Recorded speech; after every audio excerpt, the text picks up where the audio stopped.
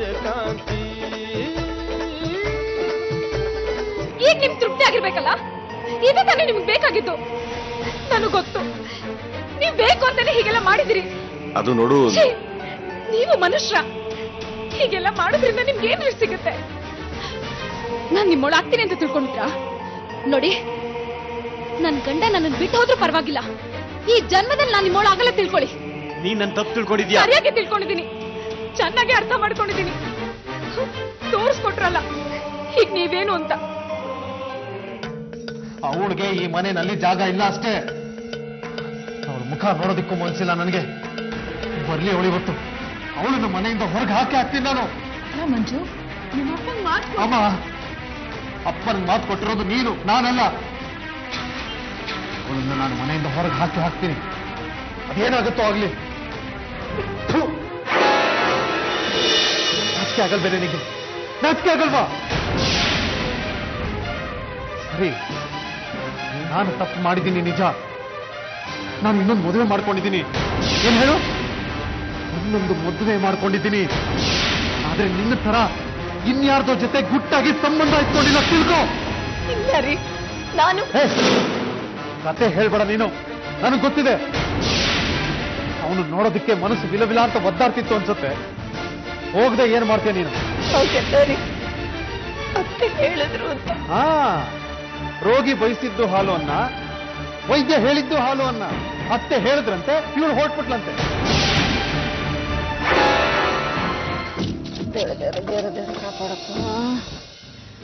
ಏನ್ ಭಯನಮ್ಮ ನಿಂಗೆ? ಜೀವನದಲ್ಲಿ ಆಗ್ಬೇಕಾಗಿರೋದೆಲ್ಲ ಆಯ್ತಲ್ವಾ, ಇನ್ನೇನ್ ಸಾಯಕ್ ನಿನ್ಗೆ? ಲೇಕತ್ತೆ, ಸುಮ್ಮನೆ ಅಪಶಕ್ನ ಮಾತಾಡಬೇಡ, ಓಡ್ಸು.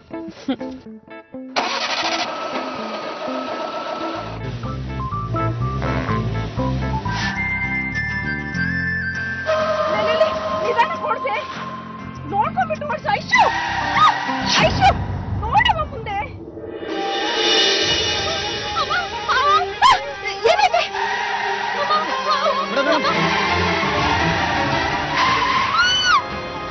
ಏನೇ ನೀನು ಪ್ರಾಣ ತೆಗಿತಿದ್ಯಲ್ಲೇ?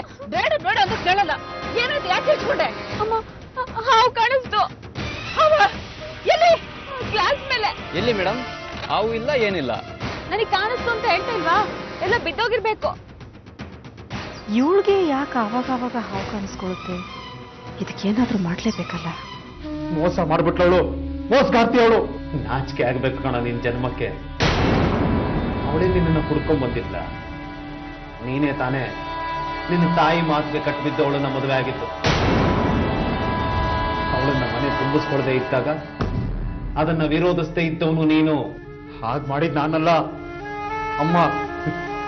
ಅಮ್ಮ ಅಂತೆ, ಅಮ್ಮ. ನೀನು ಒಬ್ಬ ಗಂಡಸೇನೋ?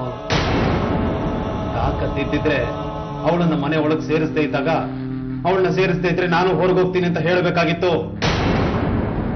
ಆಗ ಅವಳು ನಿನ್ನನ್ನ ಗಂಡಸು ಅಂತ ಒಪ್ಕೊಂಡಿರೋಳು. ಅಂದ್ರೆ ನಾನು ಗಂಡಸಲ್ಲ ಅಂತ ಅನ್ಕೊಂಡಿದ್ದಾಳ ಅವಳು. ನೀನು ಒಬ್ಬ ಗಂಡಸೇನೋ?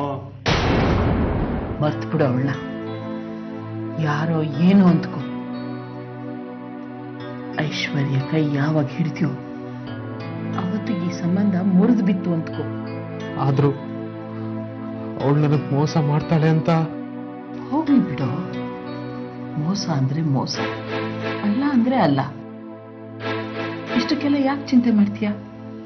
ನೀನೀಗ ಹೊಸದಾಗಿ ಸಂಸಾರ ಶುರು ಮಾಡ್ಬೇಕು. ಇಂಥ ಯೋಚನೆ ಎಲ್ಲ ನಿನಗೆ ಬರಬಾರ್ದು. ಮುಂದೇನ್ ಮಾಡ್ಬೇಕು ಅಂತಲೇ ಗೊತ್ತಾಗ್ತಿಲ್ಲ ನನಗೆ. ಯೋಚನೆ ಮಾಡೋಂಥದ್ದು ಏನೂ ಇಲ್ಲ ಮಂಜು. ಐಶ್ವರ್ಯ ಜೊತೆ ಮದುವೆ ಆಗಿದ್ಯಾ, ಮುಂದೇನ್ ಮಾಡ್ಬೇಕು ಅಂತ ಯೋಚನೆ ಮಾಡು.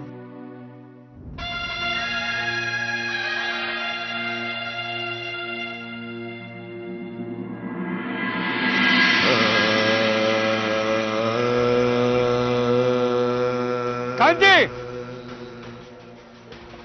ಕಾಂತಿ.